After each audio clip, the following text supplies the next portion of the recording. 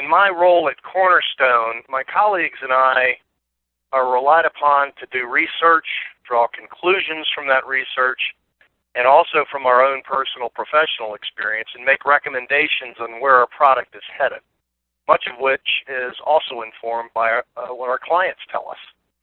It's an investment that Cornerstone has made, and there are over 20 of us doing this work. That is thought leadership, and each of us having around 15 to 20 years experience as HR practitioners. That's the average. Some of us have upwards of 30 years at doing this. And the subject of the new skills economy has occupied a significant portion of our recent work, because it's not only the research pointing us in this direction, it's what our customers are telling us. And I'm using the term surviving because, and I'll explain further, the need for new skills will grow at what I think will be a dizzying speed in the next few years, and we want to be positioned to meet that need. I don't know if there are any hockey fans on the phone, but as Wayne Gretzky famously once said, I want to skate to where the puck will be, not where the puck is now. And that's really what I want to talk to you about. One of our principal conclusions is the world has changed, and we're entering the next industrial revolution, and that we think the fourth revolution has arrived. According to the World Economic Forum, we've entered this fourth revolution in which technology is now embedded into societies in ways that involve and frankly require entirely new capabilities for people and machines. Now, the first revolution is widely taken to be the shift from our reliance on animals and human effort as, the primary source of energy, and the use of fossil fuels and the mechanical power this enabled. Second revolution occurred late 19th, early 20th century, and it brought through major breakthroughs in the form of electrical distribution, wired communication, new forms of power generation. And of course, we're most used to the third revolution, which really started in the 50s, and that was the development of digital systems and communications. And in the 50s, we saw rapid advances in computer power, which really gave us the opportunity to have new ways to generate, process, and share information. Which brings us to the fourth generation, which is often called cyber-physical systems. So let me tell you what's going on in terms of how this is affecting us today. Some may argue this is inevitable, but technology has really wrecked the staying power of traditional companies, and it's reduced their average lifespan by 2/3 since 1950. And it really is about moving the majority of their assets from what we call tangible assets, buildings, desks, chairs, machinery, stuff like that, to what's called intangible assets, people. Let's put a statistic around that. According to HCI, in 1982, the value of publicly traded companies was made up of 2/3 tangible assets, 1/3 intangible assets. In 2015, that flip-flopped. Now, when you look at the valuation of a company, only 1/3 of it is considered the tangible, the desks, chairs, buildings. But 2/3 of it is intangible assets, in other words, intellectual property and people.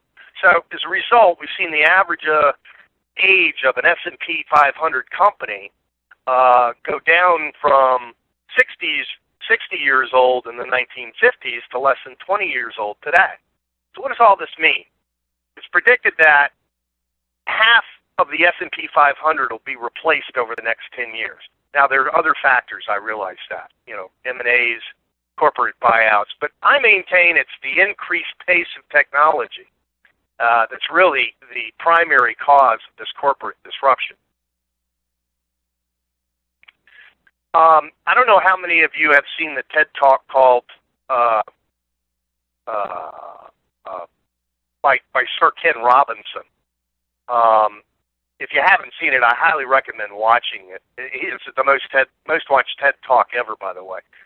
Ken Robinson maintains, and he's an educational reformist, he maintains that our approach to education is still kind of trapped in late 18th century thinking. Send our kids to school so that one day they'll replace the older workforce in the factories. and it was and still is the focus on reading, writing, and arithmetic. But there's an increasing awareness that there needs to be more demand-driven approach to education. Or put more simply, there needs to be a focus on developing skills that are needed by employers in the workplace. Straightforward. It's how our education and employer organizations are currently designed to operate. And that's not necessarily anybody's fault. It's just how things have evolved. We're still kind of caught in that same standard of education. I'm not a reformist, don't pretend to be. But I think it's an interesting parallel. In short, this means that in this new digital age, what we're seeing and reading and concluding is that skills have become the new currency, and data is really the oil that fuels our transactions. Now, what we're seeing is it's also a global crisis. According to PwC's 18th annual survey of CEOs, CEOs see change coming, and they're seeking a much broader range of skills. Because they know great products and solutions come when you have the synthesis of a lot of different people, a lot of different perspectives. And they're worried that their people may not be ready as technology advances. The survey also told us that skills are at the top of CEOs' talent agenda. 81% say their organizations are now looking for a much broader range of skills than they had in the past. This is not surprising since CEOs are looking to grow their headcount, grow their company, and they recognize that finding talent with new key skills is going to be tricky, especially when a third of the millennials lack work-related computer skills. So, from our point of view, this means we have to recognize that we need to reinvent how we manage talent and develop new skills. Now, what's happening is that rapid change gives rise to business model disruption. Changing technology disrupts business. And we in learning and development, we don't control that. But we in L&D have to move at that speed, which disrupts our traditional view of upskilling within job families or occupational roles. I maintain we have to look at it differently now. I think deeper expertise is going to be the future requirement, and the ability for people to autonomously self-curate their learning content and do so at the speed of work and in the flow of work. And the ability for our organizations to be able to do that is, in my judgment, really the next important move for organizations. And here's why I think that way.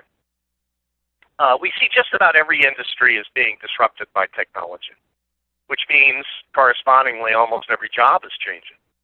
And that's what's causing the global skills crisis. The same PW research I talked about tells us that concerns about the availability of skills are at an 8-year high, and again, at top of the list of the 81% of CEOs' talent agenda. And I think we all see this. For example, look at how we consume media. We went from getting in the car and going to Blockbuster, for those old enough to remember that, and getting excited about renting a VHS tape to take home to your tape player. And then we, that made rise to Redbox at the convenience store. And from a skills standpoint, now we needed streaming experts. And now we're on to Netflix and other streaming media. So you can see how we consume content, at least media, entertainment, is different. And we're seeing that in the workplace. Look how we commute. We went from taxis to Uber to driverless cars. Even in manufacturing, I can only imagine what 3D printing holds for the next 5 years. So the change is dramatic. We see automation as the #1 disruptive force. The disruption is not new. What I think it's the speed and the complexity and the global span that makes today's talent dilemma very hard. And not surprisingly, the jobs have changed.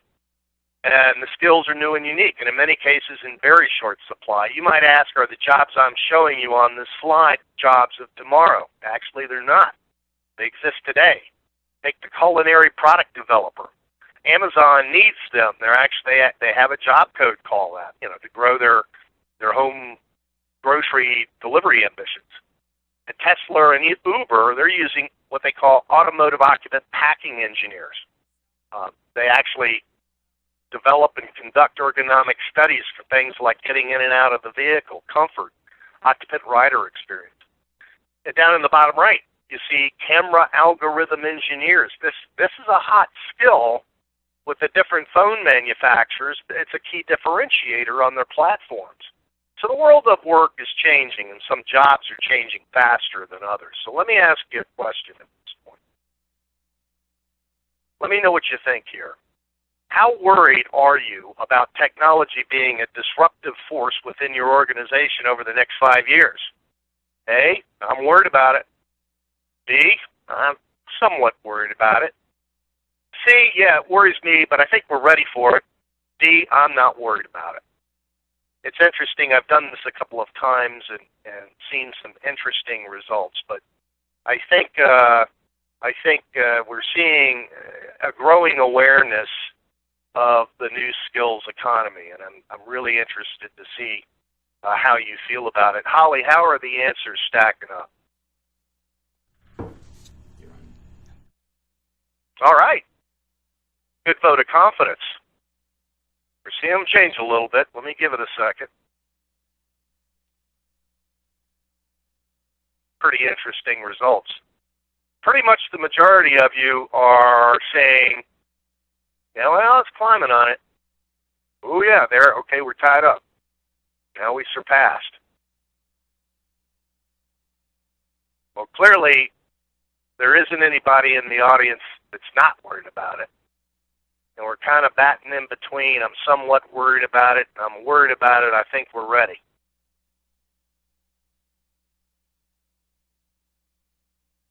Okay. I'm watching these statistics change. But I think really what we're talking about is that there is some concern, there is some worry about it, and I think that's important and smart for us all. Sorry about that. Okay. This is really, when we do research about the average employee, what we're finding is that employees, it's not just about making money for the modern employee. What we're finding is the modern worker wants to give meaning to what they do. They yearn for flexibility. They crave autonomy. We've all seen this, and it's especially true due to the development of digital tools that allow us to develop new competencies. But I think what we, what we really need to do is place teamwork at the heart of the organization. Adapt to our employees' specific needs as much as we can. Continuously help them develop their employability. And make sure that their work has a tangible impact. And I think that's what the modern worker has come to expect. And as much as we're living in an increasingly connected world, we're still challenged with communicating with one another in an efficient way. I mean, we've got remote employees, staff members that are on the road, the rise in flexible hours and telecommuting, working out of satellite offices. And what's happening here, in spite of the expansion of technology, the traditional methods of working have dramatically changed. To reach today's on-the-move employee, things like in-office meetings, email blasts, they just won't cut it.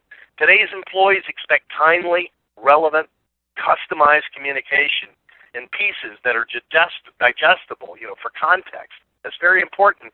And also very important to build in a recognition and reward system, which you can do now. And this is important. And this is why it's important to adapt. 6 in 10 millennials, which, by the way, is the U.S.'s largest generation, say they're looking for new employment opportunities. They really are in this perpetual search for purpose, and the cost of that turnover is estimated to top a staggering $30 billion a year. And 2/3 of those say they'll leave because they aren't learning enough. But there's good news. The research, this from Fortune magazine, tells us that millennials who say they have a great place to work are 20 times more likely than their peers who don't have a good work experience and therefore those that do plan to stay with their company.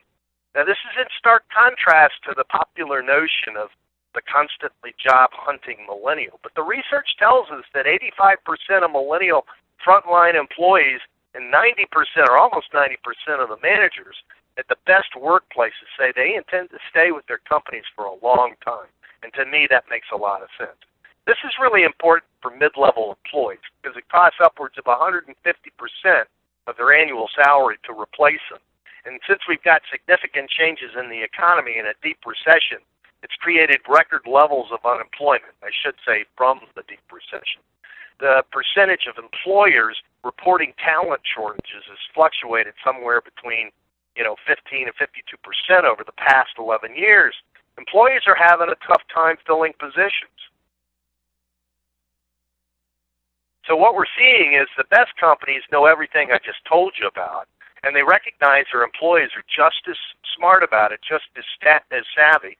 In studying the best workplaces for millennials, what we're seeing is leading employers use different, what they call meaning archetypes, to help employees connect to their work, feel part of something significant. For example, they may identify as an industry disruptor their company, but it inspires innovation, or declare giving back as a key part of their organizational culture. Others honed in on their service-oriented focus, their unwavering team support for employees in times of need, or their reputation as an industry leader offering superior products and expertise. I'm sure you heard of this, VUCA, B-U-C-A, and that stands for volatility, uncertainty, complexity, and ambiguity. In a VUCA world, with external volatility the prevalent characteristic these days, business leaders who stay focused on their mission and values and have the courage to deploy bold strategies, building on their strengths, they'll be the winners. So the best companies continue to reinvent themselves, and guess what? The employees know who they are. So let me share some here. Let's look at, I carved this into three areas, and the first I'm going to talk about transformers within their industry. Medtronic. Now, Medtronic, they recognize that nobody can solve the world's healthcare challenges alone. So their mission statement includes, Medtronic is committing to working in partnership with others so that we can all witness the benefits of a value-based healthcare ecosystem. Pretty powerful. That's something employees cling to. McDonald's. Everybody knows McDonald's. And the digital innovations that they're bringing to their restaurants are really disrupting and transforming the burger industry and changing how fast food restaurants are perceived. What they did is they implemented new features like ordering from the kiosks you see in some of the restaurants, getting food delivered to your table, and the new McDelivery with Uber Eats. And this is what they said about it. These new features are designed to personalize and elevate the experience of customers. The ability to bring speed, scalability, and disruptive innovation across restaurant and digital technologies is really reflected in this investment. They, too, are transforming, in this case, the food delivery or the fast food restaurant business. Honeywell. After a deep portfolio review, Honeywell chose to split itself into three publicly held companies. The new homes and global distribution business is a leader in the home heating, ventilation, and air conditioning, and also controls and security markets. Their second business, Transportation Systems, it'll be a global leader in turbocharger technologies with best-in-class engineering. And then the remaining portfolio consists of high-growth businesses in a variety of attractive industrial markets, each aligned to global mega trends. It includes energy efficiency, infrastructure investment, urbanization, safety. These businesses are best positioned to leverage Honeywell from these new technologies. And this is inspiring from a talent perspective because they understand Honeywell's going places. Let's look at some of the innovators. Salesforce. Salesforce has really democratized enterprise technology, making the cloud, mobile, social, and now artificial intelligence available to everybody, all companies, regardless of their size. And I love this model. Their single model is do it simple, fast, and right the first time. Unilever, great customer of ours, as a matter of fact. Innovation is at the heart of Unilever's ambition to grow. Science, technology, and product development are essential to their plans to keep providing customers great brands and that from their standpoint improve their lives while having a positive impact on the environment and society. They've got over 6,000 R&D people building their brands. They invest around £1 billion they're a UK company, £1 billion in R&D each year. And they've got like over 20,000 patents and patent applications. These folks are innovators. And I'm sure everybody's used a variety of Unilever products, and it's important when you're a leader like that, talent's attracted to you. Johnson & Johnson, innovation seeks to positively impact human health through innovation. Now, they do this by helping entrepreneurs realize their dreams of creating healthcare solutions. They've got 4 innovation centers around the world. J&J knows that a great idea can come from any place. So as an innovator, they're actually upticking their ability to reach out to entrepreneurs, new thinkers. Let's talk about the disruptors. Okay, Amazon. Need I say more? If you invested $100 in Amazon stock when they did their initial IPO, you'd be worth nearly $64,000 today. Here's what they say. Amazon.com intends to use technology to deliver on an outstanding service offering and to achieve the significant economies inherent in the online store model. That's what they said in their initial IPO paperwork. Seemed novel at the time, but now, frankly, it's accepted wisdom. Amazon ended up being the preeminent disruptor of retail. Look at PayPal. PayPal not only disrupted the payments industry, its technology and innovations, their founders, shaped the future of the next 18 years of digital payments. And the game is heating up fast for PayPal, thanks to the rise of smartphones and the emergence of, new and different digital currencies. And they're using smart acquisitions to keep themselves relevant. So, again, a disruptor, but yet a leader that attracts top talent. Finally, look at T-Mobile, and this is they've really done some cool stuff. They, too, are a customer of Cornerstone. They're forcing the other big players to offer unlimited data plans. They're really transforming the industry by forcing the other carriers to offer unlimited access to mobile data at a flat monthly fee. And they're beginning to bundle content as part of the offering. Very, very fast-moving company, and we're excited to have it part of our family. Okay. Just gave you some of the key best companies, and they share one thing in common. They continuously reinvent themselves, and they invest in talent to do it. There's a fierce focus on people. That's the common message for each of these companies. The reality is, those companies fail to reinvent themselves. Most companies fail to reinvent themselves, not because they're bad at fixing what's broken, but because they wait too long before making the repairs. They invest most of their energy in managing their existing operation. The common denominator for our prior list is that they tend to broaden their focus beyond just the financial and manage really to 3 things: tracking the basis of competition in their industry, renewing their capabilities, nurturing a ready supply of talent. In essence, they turn conventional wisdom on its head and learn to focus on fixing what doesn't yet appear to be broken. And there's one more thing. We found that putting the right talent in the right roles at the right time is one of the key differentiators between good companies and great companies. And here's what I mean. When we look at the slide, amplify, this is good tools. Good tools amplify skills by providing leverage and extension. Just like an audio amplifier can make the music louder, a music technology can be an amplifier of one's musicianship, increasing musical technology. When you talk about teams, this is what cultivates a workplace environment of continuous learning, continuous improvement, innovation, and initiative. A personalization strategy. Consider what's important to people. We all have different values. We're all motivated differently. Work takes up a significant part of our day, usually a third or more. It has a significant impact on the other aspects of our life, including our sense of self-worth. We expect to consider our values and needs when planning our career direction, kind of planning our career strategy. The career strategy you put in place at one stage of your life, oftentimes isn't relevant once you achieve certain goals and experience other job or life experiences.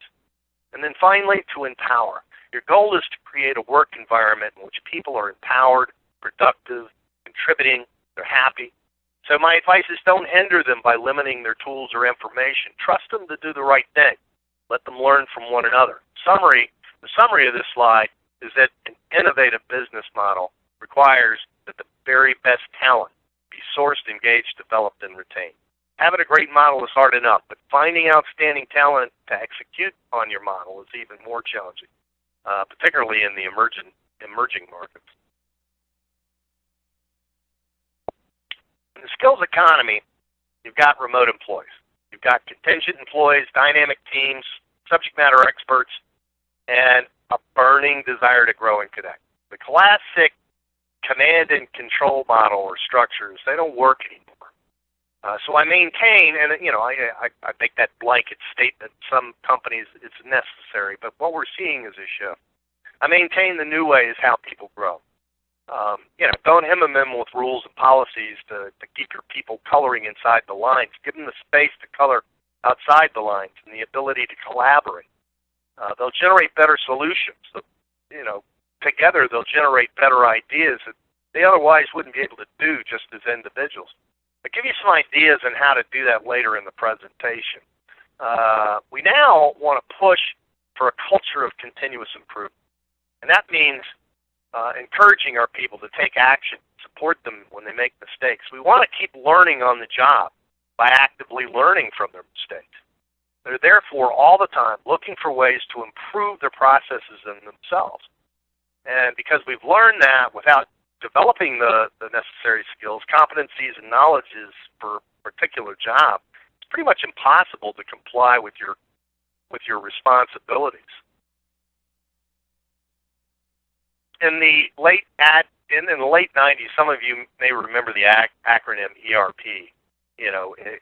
Systems like Oracle and SAP. It was all about automation in the late 90s, and that carries through to today, where companies are so focused on transactions that we overlook the bigger opportunity. It's the relationship. And for years, we put, in my opinion, far too much emphasis on the transactional side, that help us perform compliance or account for the cost. But in a new connected skills economy, the personalized the expectations change our approach. And that's why I'm saying in a transaction-focused model, transactions are system-focused and therefore create silos. And by its very nature, create the need for more transactions. Workflows are entirely compliance-focused and designed to ensure efficiency as opposed to effectiveness.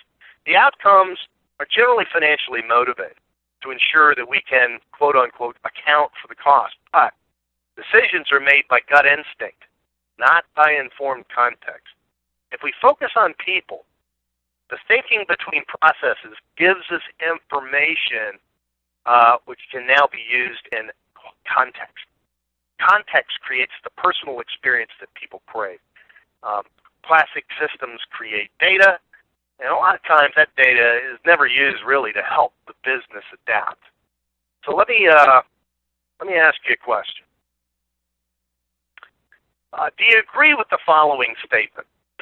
A people-focused model creates the relationship between teams and leadership that, in turn, creates the employee stickiness we need in our new economy. Number one, you strongly agree with that. Two, somewhat agree. Three, you're not sure. Four, somewhat disagree. Five, strongly disagree. And how often do we see those distractors? Again, do you agree with this? A people-focused model creates the relationship between teams, leadership, that in turn creates the employee stickiness we need in our new economy.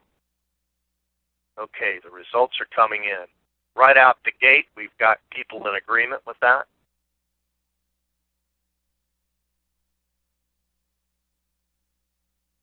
Sorry for the typo in number in distractor 3. It's strongly disagree.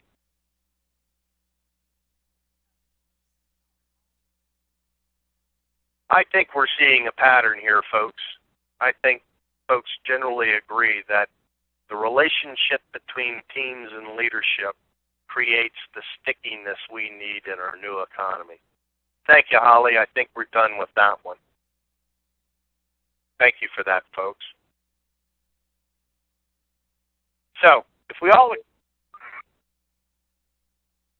So if we all agree that the skills are new currency and we want to overcome the skills gap in our workforce, we need to give them the right tools, right? Which includes people, process, technology, all of them which are working together. Similarly to what I told you about, Ken Robinson's position on traditional learning.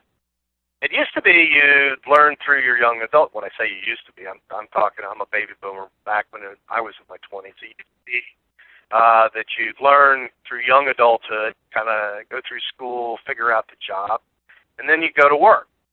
But now it's not enough to just learn through your 20s and stop. Learning and working, to me, are now forever merged. So this is what we've been thinking about on the thought leadership team at Cornerstone. And what I want to give you benefit of now is what we think will have the greatest impact for you as you think about how you can bring structure to strategy for the future. So I've got some strategies for you to consider. First strategy, create lifelong learning experiences. And when you think about this and how you'd want to incorporate these learning approaches in your organization, keep learner experiences in mind. First is learning management, and how you make that a better learning experience. In addition to making it a modern interface that learners gravitate to, we call it the Netflix experience, it's important to enable custom tailoring by the individual, not just the admin's view of the world. This would include giving learners the ability to self-curate content, be able to create their own playlists. Only then can you enable the learner to be accountable for their learning. Now, remember that, accountable for their learning, which is one of the 3 thresholds learners cross when progressing through the 4 stages of the self-directed learner model. Maybe some of you have done research on this. Once a learner becomes an involved learner, they've taken full accountability for their learning. This actually becomes kind of a neurological connection of habits and rules that happen in the brain. Just like we've learned to look both ways when crossing the street, creating approaches that promote learner autonomy will create lifelong learning habits, which results in a better, certainly better job performance because learners are more engaged. Therefore, you need to allow the individual to create their learning environment because at some point in the self-directed learner model, they will become accountable for their own learning. Next, we found that enabling learner collaboration is really essential in today's world of work and lifelong learning because we now capitalize on the 90% of learning that takes place beyond the traditional LMS. And I'm sure many of you have heard or read about what's called the 70-20-10 model in learning. Now that we can virtually connect across business units and geographies, we also have the ability to track these informal learning events. Since informal learning is basically free of the corporate command and control approaches, learners are free to communicate with each other in a spontaneous, unstructured way. And our growing workforce demographic is used to this. Now, in a constantly changing skills environment, it becomes essential. So this one-to-one or one-to-many interaction allows us to learn by having an environment free of Big Brother. Big Brother watching also, having them not watch spawns innovation. And I encourage my customers to always seek to build or find content that inspires learning by creating multimodal courses that are interactive. Got to be short in length. Not to reduce the required learning, but to build in stages where people can learn, again, in the flow of work. And finally, technology lets us make predictions by leveraging big data, something we couldn't do until, recent years. The combination of properly leveraging big data and machine learning it allows learners the autonomy and information they need to be ready at the intersection of new skills when they're required. And it allows administrators to predict trends and make adjustments as needed. Big data is a term often confusing, but let me give you an analogy. Take star ratings on Amazon.com. Remember, when they started, they only started selling books.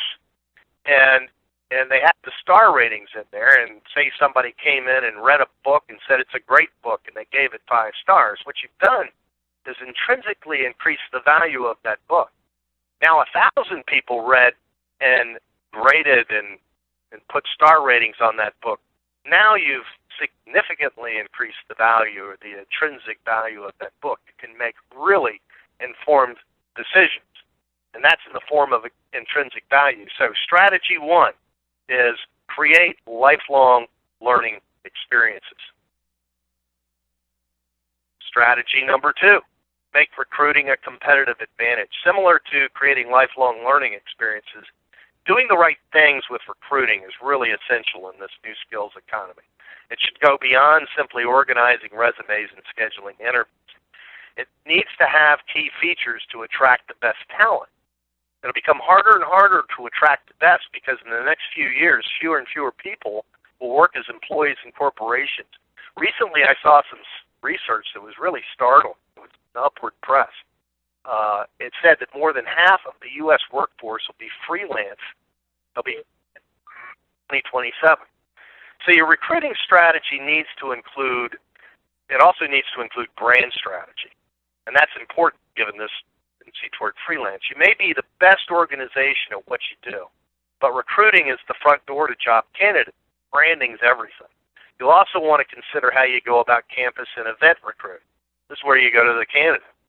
And it requires a different approach than what you normally take in filling jobs.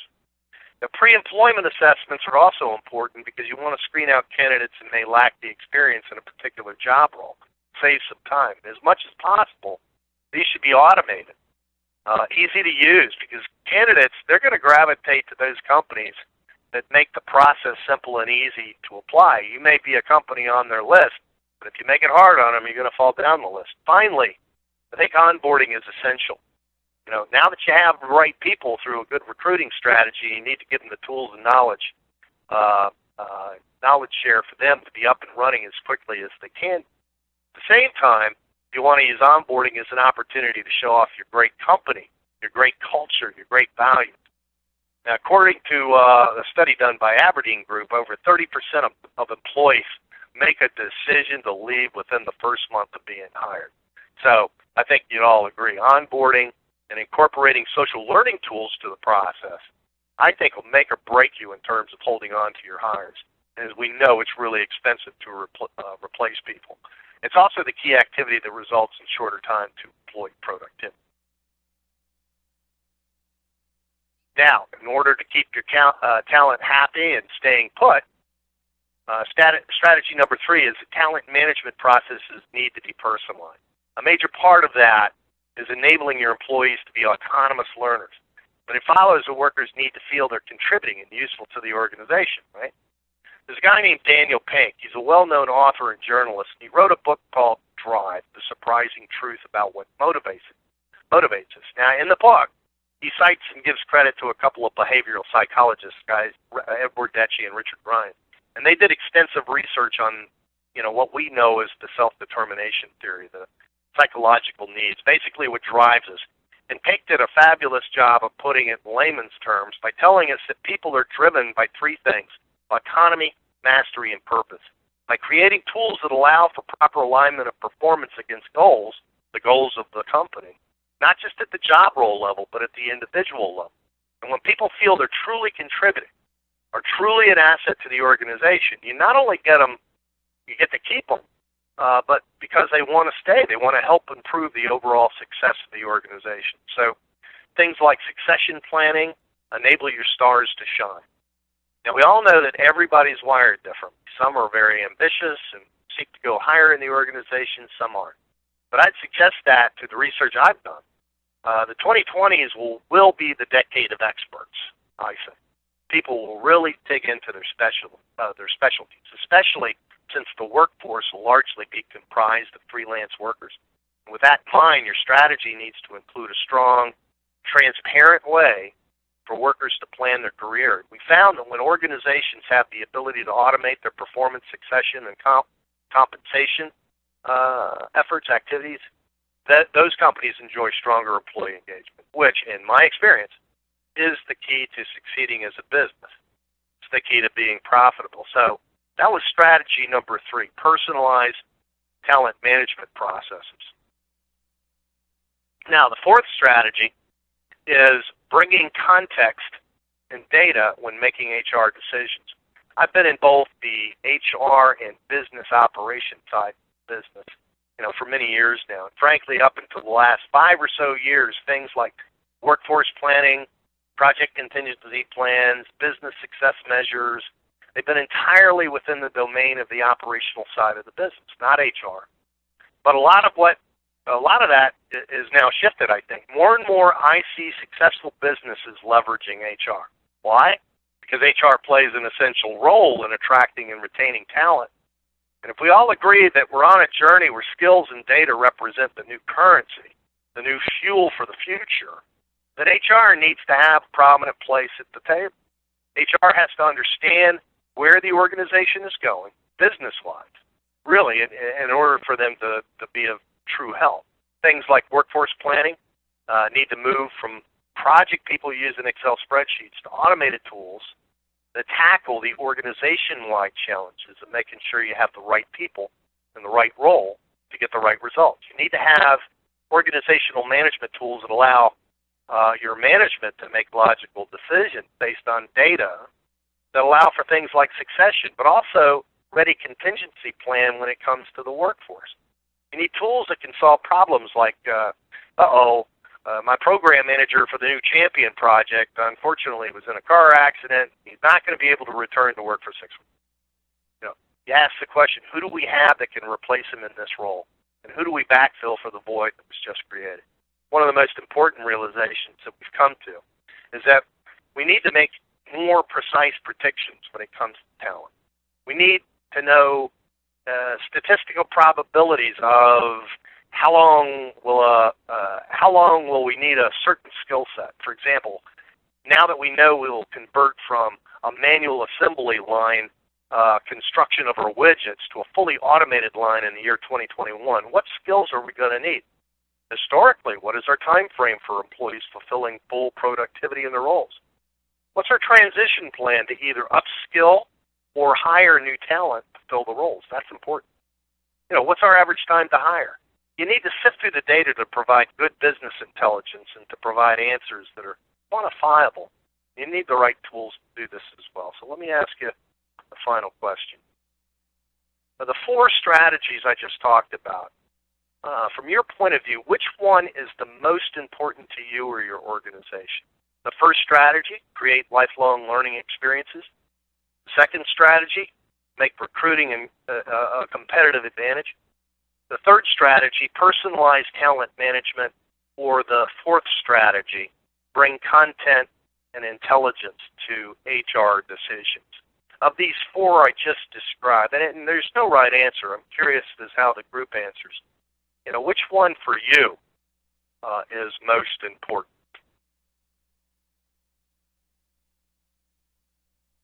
Thanks, Holly. Interesting. Each time I've done this, I get a little different variety in the answers. But I really like this, bring content intelligence and intelligence to HR decisions is currently on the leaderboard.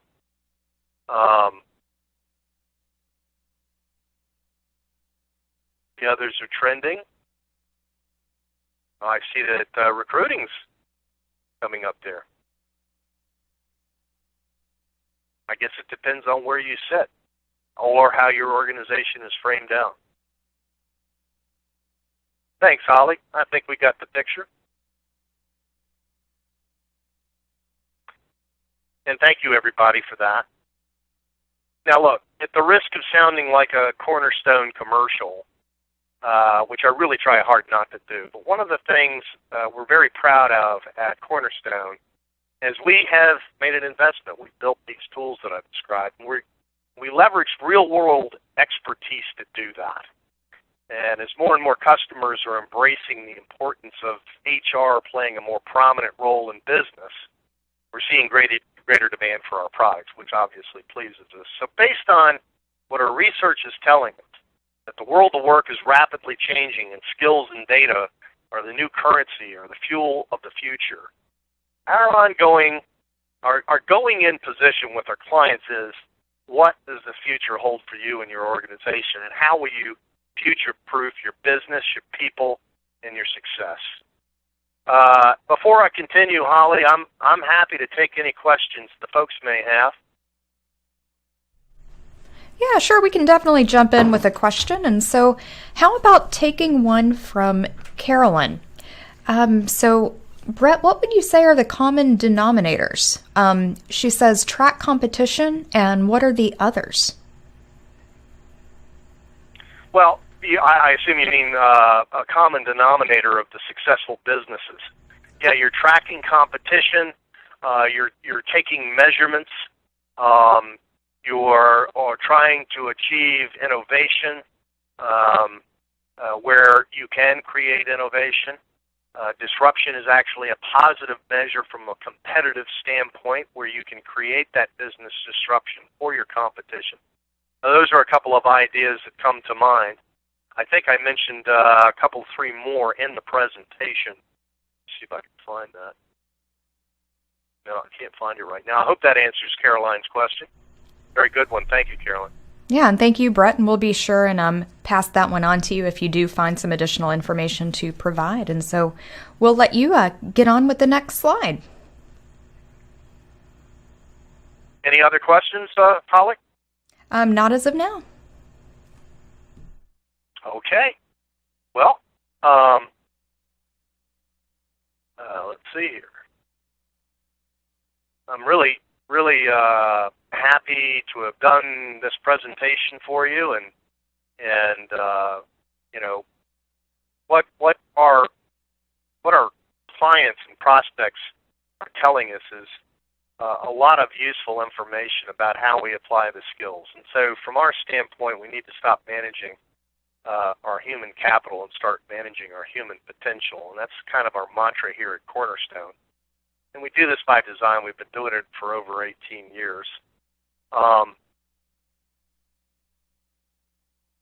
want to, again, thank you. I want to thank HCI for giving me the time today to do this webinar. I know we've got some giveaways, Holly. I assume we'll be sending out. One of them is closing the skills gap, which goes into more detail about what I talked about. And please feel free to reach out if you need more information. We've got white papers and blogs on our website that address this, and I hope you found this very interesting. You can email info@csod.com or go to our website, www.cornerstoneondemand.com. Thank you again, everybody. Holly, I think I'm done then. All right, sounds good. Well, I'm glad we paused for a question because that actually prompted some other folks to send some in. So just a really quick revisit to a second question Carolyn asked. What was the name of the TED Talk that you mentioned? You know, I don't remember the name, but all you have to do is Google Ken Robinson TED Talks. He's got 3, I think. One of them has the title Industrial Revolution in it, and that's the one that's really good. But listen, all 3 of them are great. So just Google TED Talk, look up Ken Robinson. You'll find it very, very fast. It's really cool to watch. All right, sounds great, Brett. And so what we'll do is we'll keep this slide up so folks can copy down the email address to contact Cornerstone as well as to visit Cornerstone. We'll keep this up for just a bit longer, and I see you have your LinkedIn contact up there as well. So let's go ahead and move to a question from Anthony. And something tells me this is going to be a great subject to talk about. So Anthony asks, is it better to upskill your people or hire new people? That is a great question, Anthony. Thank you for asking it. And I think the answer is situational. You know, every company or organization is different, but the compass must be, pointed to where the puck is going technologically.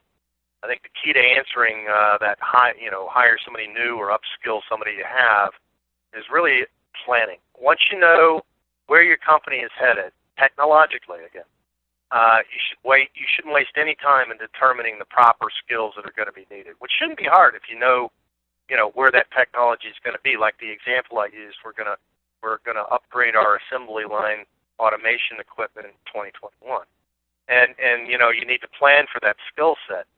And how much time do you have between that point and right now, and what the candidate market looks like for those skills. And compare that to the time and cost to upskill your workers. I predict it's going to be tough because you may conclude you need to hire to get these skills. And what are the consequences of doing that? How will that affect my organizational culture? If it's seen as people are getting pushed out of a job. So I think the key thing here is planning. Look to see or seek to find out what technology changes are going to be made in your organization. Figure out the time you have to work with, determine what those skills are, assess whether you can upskill to that point, and then if you do it well, if you got enough lead time, you can kind of work around some of the headaches that might be created when considering this. Great question. Thank you. All right, thanks for that answer. So we'll take a question from Jill now. And Jill says that you mentioned the self-directed learner model and learner accountability. Could you expand on that, Brett, just a bit? Sure, be happy to. Another great question. For those of you unfamiliar with, probably a lot of people aren't unless you're a learner geek like I am. There are 4 stages in what's called the self-directed learning model. And the 4 are, number 1, a dependent learner, number 2, an interested learner, number 3, an involved learner, and then finally, number 4, a self-directed learner. And I was referring, when I said involved, I was referring to that 3rd stage, involved learner, because that's the stage where learners have progressed to really taking accountability for their learning. And this is essential when you're looking at the new skills economy. In a way, workers in a new skills economy, especially if they're free agents, whether self-employed or not, I think over the next 5 years we're going to see a huge focus on design thinking, which will lead workers to hone in on a particular skill set with a passion, and to be accountable for their future in ways we haven't seen before. So we will have autonomous experts filling the labor pool ranks. Therefore, we're going to need to create a learning environment that allows for autonomy and then encourages accountability. My learning, it's on me. In other words, give them the tools to build their learning environment, give them the tools to self-curate their own content, build their own playlists, enabling learning in the flow of work. And by the way, micro-learning is a great technique. Build content that supports multiple devices, so location isn't a burden. By the way, I always tell my customers to design their content with mobile in mind. Anyway, once a learner is at that 3rd stage of the self-directed learning model, the involved stage, they begin to see learning is their responsibility. It's on them, and it's where they're going. So the learning model has to support it, and like I said, it's got some neurological aspects to it that once you start doing it, it becomes habitual. Great question. Thank you for that. All right, yeah, great information and that answer. Thanks, Brett. We've got just about a minute and a half or 2 minutes, so I believe we can squeeze in one more. This question comes from Hermes. Could you just kind of further explain the 70-20-10 model that you spoke of? Yeah, sure. It, too, is steeped in a lot of research. It's so much so that now you've even got some dissenters that I've been reading about recently, but they don't really dissent the model. They just change it a little bit. The whole concept of 70-20-10 is basically a model of formal to informal training. It's based on the fact that most of what we learn, we learn informally, away from an LMS or a classroom. And it maintains that 70% of what we learn is through on-the-job experiences, tasks that we do, problem solving, basically talking to people in the know. And 20% is through feedback, watching others. So I'm going to show you how to do it, now you watch me and you do it, getting advice. But what's left is 10%, and that's what's defined as the formal learning, like e-learning, instructor-led training in the classroom, attending seminars, attending this webinar. And that's the primary domain of a traditional LMS. But the takeaway is that 90% of what we learn informally. There's lots of information on the internet if you want to learn more about it, but it is thought-provoking, and in my view, one of the things that makes things like collaborative teamwork, independent of command and control, kind of an unstructured ability to draw conclusions becomes so important. And now we've got the tools to track that stuff. Terrific question. Thank you for that. All right, awesome. Thanks so much, Brett. So we'll quickly move over this questions and answers slide, and we'll start to wrap up by reminding everyone that today's webcast has been approved for HRCI and SHRM credit. And so your credits for attending today's webcast will soon appear as part of your learning journey in your My HCI profile. We'll give one more big thank you to Cornerstone, and for all of us here at HCI, thanks for being here. We'll see you next time.